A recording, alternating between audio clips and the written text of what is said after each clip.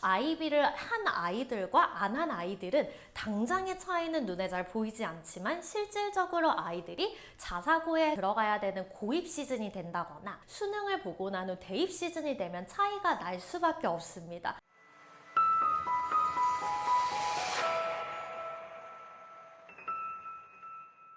Hello, my name is Sue, and I will be telling you about how we've integrated the IB curriculum into our syllabus here at KNS. Firstly, I'm going to be telling you about how we do the nonfiction aspects, then I'll tell you about fiction and novels, and finally we'll discuss how we do writing. So for the nonfiction aspects of the IB syllabus, we've been using these textbooks from the National Geographic.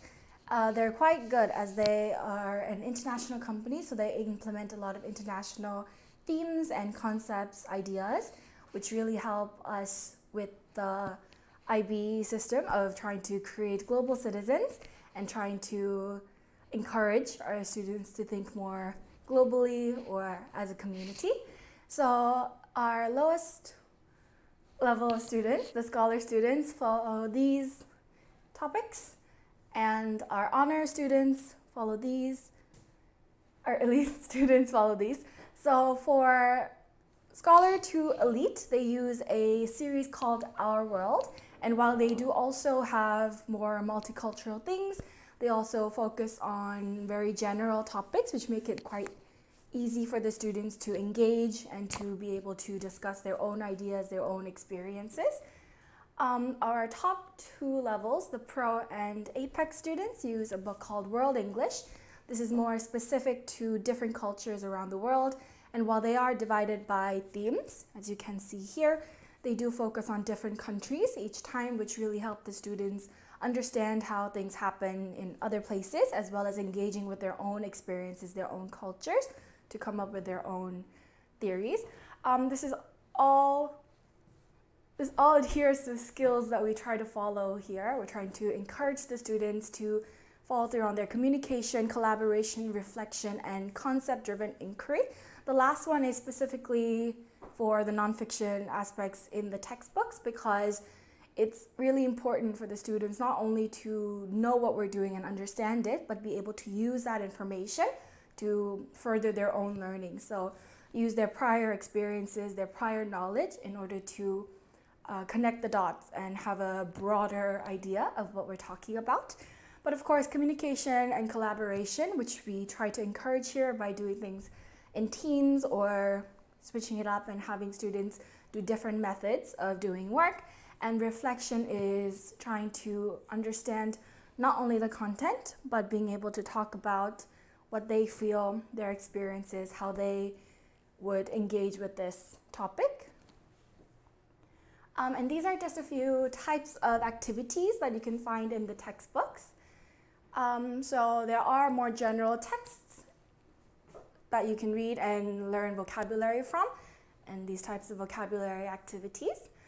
There are also some songs that the students, especially the younger students, really encourage and really helps their learning.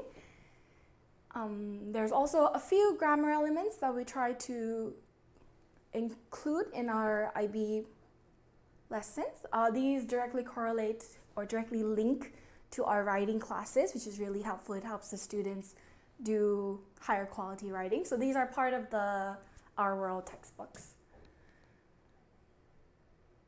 Yep, this is also part of the writing.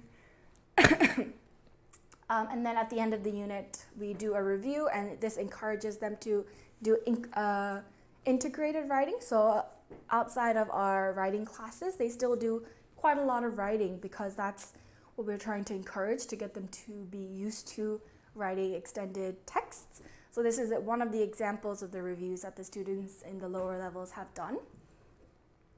And then in the Our World English books, which are for the Pro and Apex students, these are the types of activities you can find. There are listening activities in both the World English and Our World books, and more vocabulary things, texts and comprehension questions can be found here as well.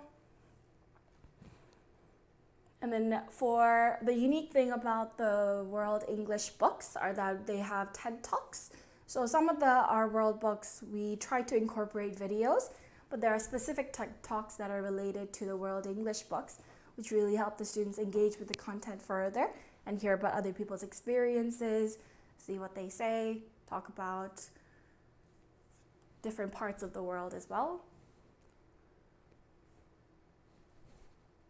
And at the end of every unit, we try to encourage students to do a creative project that they can do themselves. This is the part of the concept-based inquiry. So we've done the unit, we've discussed the themes, they know what we've discussed.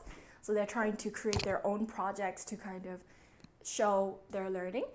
So these are just a few examples of things that students have done. Sorry.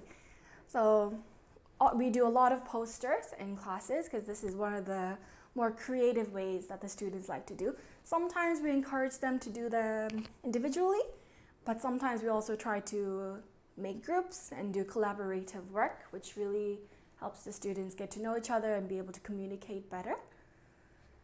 So here, these are of different levels. So this is from Scholar to Apex, all of them in between.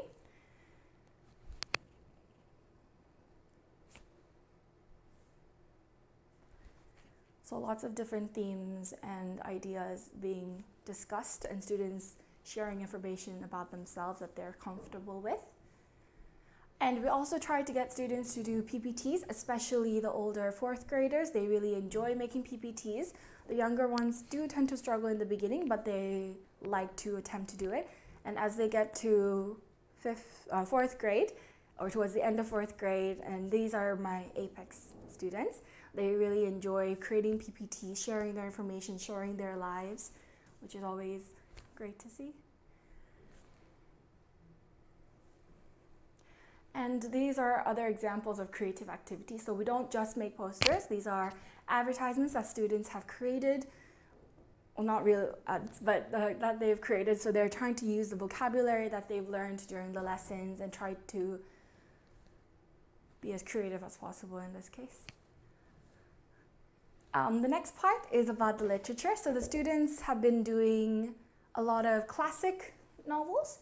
Recently, we try to switch it up every term. So we do classic, more contemporary, so that the students get a wide range of texts. So they're used to reading lots of different texts. But this term, we've been doing a lot of classic novels, and these are retold editions so that they're suited best to the students' abilities. And in these classes, we also focus on communication and collaboration, but here we have an emphasis on things like vocabulary and comprehension questions. These can be seen through the activities that we do in the handbook.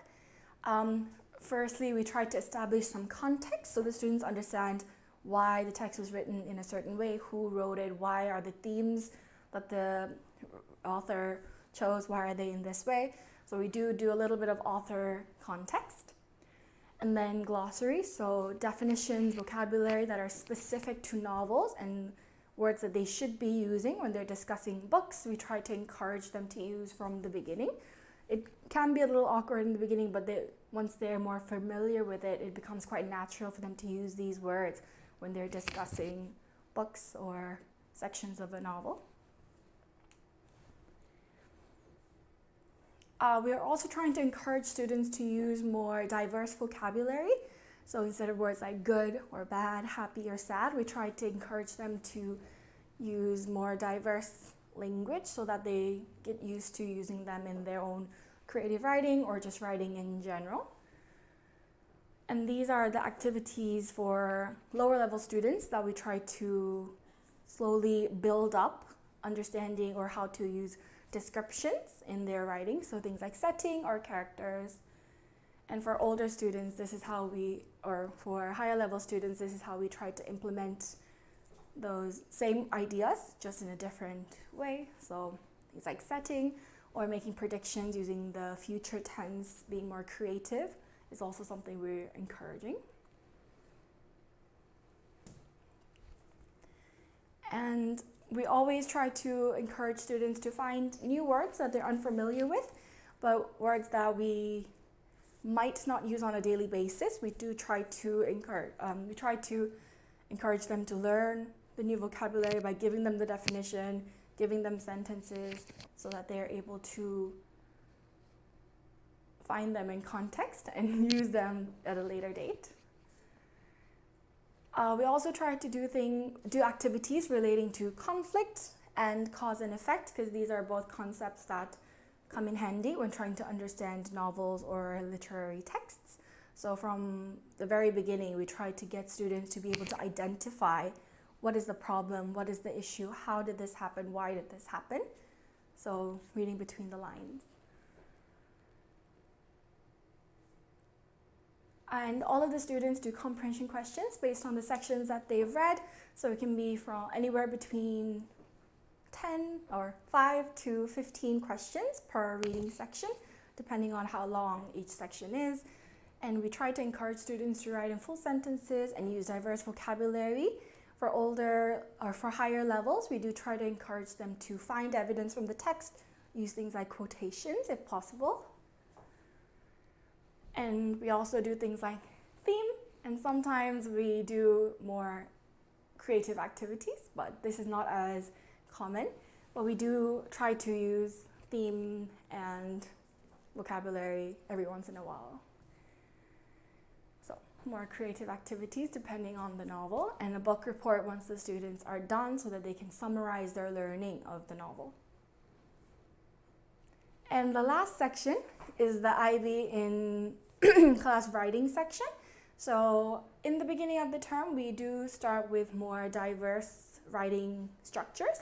So things like writing letters, writing short stories, so understanding the conventions of each of these really encourage students to do more diverse writing rather than being specific to essays. But of course, in the middle of the term, towards the end of the term, when we're preparing for their finals, we do try to encourage them to write more and more academic essays so that they're more comfortable with the structures, that they understand how to do the best they can. But despite that, we do try to encourage them to do more creative writing so that they'll enjoy writing rather than seeing it as a chore. So we provide students with things like checklists so that they're able to see what they're missing, see and self-evaluate their writing before the teacher gives them final feedback. But we do encourage them to go through these whenever they can. So there's a checklist for writing letters, there's a checklist for academic letters, and so on. And then, of course, tips on how to write better is always included in their handbooks. And especially for academic letters, in academic essays in the beginning, we try to encourage a step-by-step basis so that the students are able to figure out where they're struggling the most. So we always encourage planning before they start writing. So we always have a brainstorming session where they can write down a few ideas that they might have to encourage students to not only write down what they can think of, but be able to structure in a way that'll give them the best flow. So we start with brainstorming and then ideas, hooks, which we're still working on. So hooks, background information, thesis statement. So these are the essential elements of an introduction that we try to get students to follow every time. And then body paragraphs, how to write them, topic sentences, PEL structure is something that we try to encourage as well. And then of course the conclusion, so that students know every aspect. And so when they're writing essays at a future date, they know what they need and they don't skip any important elements that they should include. For the more creative writing, we also do these type of activities where we do planning and writing short stories, which the students really enjoy. So this is a more fun, creative way to encourage students to do more writing. So we try to mix them to not discourage them from doing writing. 안녕하세요. 오늘 IB 관련 설명회를 진행한 정태희라고 합니다. 먼저 IB가 뭔지 많이 들어보셨을 텐데 먼저 정식적인 명칭은 인터내셔널 바칼로레아라고 하는 학습 과정입니다. 그래서 IB는 저희가 Theory of Knowledge라고 해서 어떤 학문이라던가 주제들에 대해서 좀 더 심도 있게 철학적으로 접근을 하는 과정을 이야기합니다. 그래서 소크라테스식 대화법이라고 유명한 소크라테스의 교수법인 삼파술을 생각하시면 되는데요. 아이들이 단순하게 지식을 일방향적으로 받아들이고 문제만 푸는 게 아니라 들은 지식에 대해서 이거는 왜 그렇게 되는 거지? 이거는 어째서 이런 과정을 겪는 거지? 그럼 이 과정의 이러한 이론의 의의는 뭐지? 하는 식으로 심도 있게 학습을 진행하는 게 바칼로레아 과정이라고 생각을 하시면 됩니다.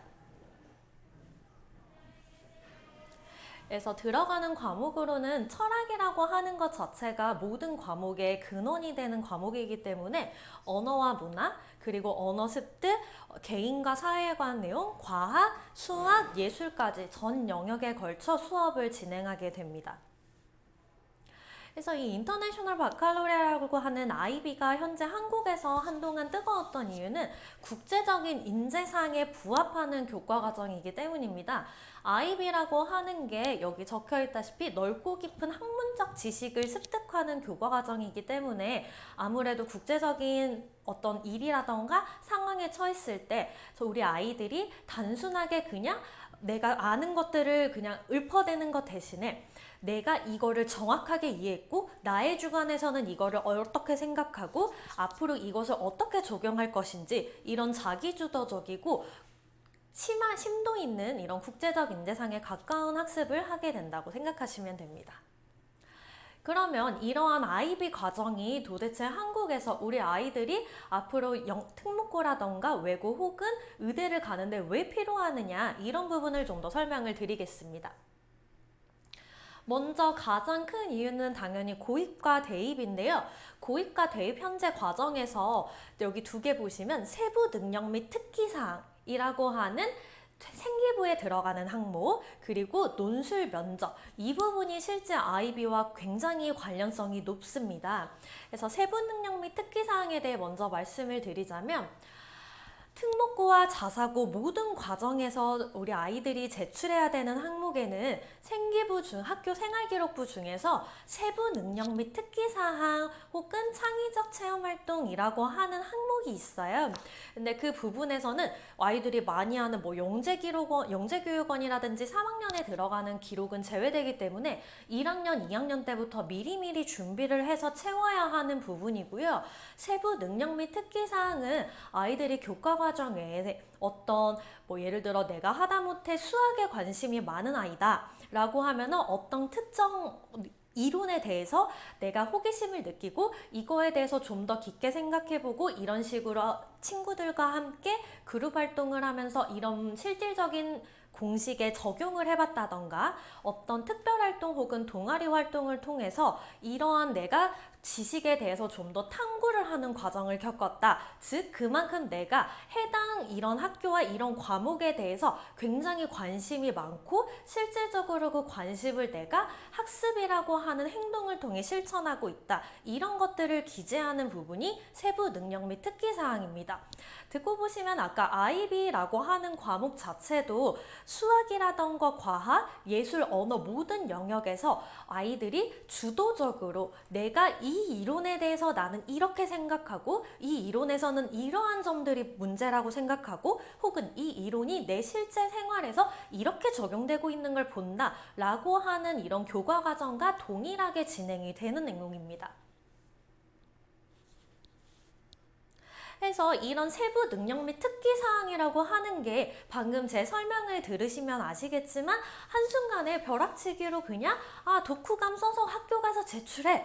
아니면은 그냥 자원봉사 오늘 여기 가서 한 거 서류 제출해. 이런 식으로 단기간에 이뤄지기가 굉장히 힘든 부분이에요.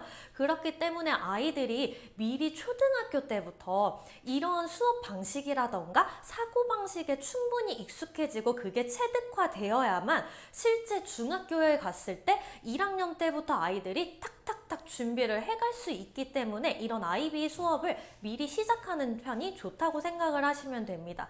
실제로 사고방식이라고 하는 건 아이들이 뭔가 의식적으로 하는 게 아니라 무의식적으로 그냥 어떤 A라고 하는 항목을 봤을 때 저거는 그냥 A이기 때문에 답을 B로 도출하면 돼 라고 하는 과정이 아니라 얘는 A이기 때문에 A는 알파와 관련이 있고 이 알파가 실제로 적용되는 거는 가나다가 있고 이런 식으로 스스로 스스로 생각을 하고 사고하는 과정이 필요한 건데, 이런 부분들을 IB라고 하는 수업을 통해서 계속해서 미리미리 훈련을 하고 체득화해야 이런 세부 능력 및 특기사항이라고 하는 특목고나 자사고에 들어갈 때 실질적으로 필요한 부분들에 아이들이 미리 대비를 하고 준비를 할 수 있습니다. 그리고 이게 고입뿐만이 아니라 실질적으로 대입이 되었을 때도 자사고를 가든 특목고를 가든 아이들이 대입에서 뭐 학교를 가리고 블라인드로 아이들의 면접을 보겠다라고 하지만, 이 IB를 제외하고도 고교학점제가 실행이 됐고, 지금 설명회를 들어오신 어머님들의 3, 4학년 자녀 같은 경우에는 이런 고교학점제를 실질적으로 듣고 시행해야 하는 아이들입니다. 고교학점제는 아이들이 과목을 선택하기 때문에 이런 자사고나 특목고 같은 경우에는 학교의 이름을 가리더라도 교과목을 보고 대학교 교수님들이나 어떤 입학사정관들이 얘는 어디 학교 출신이구나, 얘는 어디 학교 출신이구나 하고 판별이 가능합니다. 즉 일단 고입에서 아이들이 IB 수업이라던가 전에 말씀드렸던 생기부 같은 부분을 준비해 자사고나 특목고에 가야 하는 필요성이 더 증대된 거고요.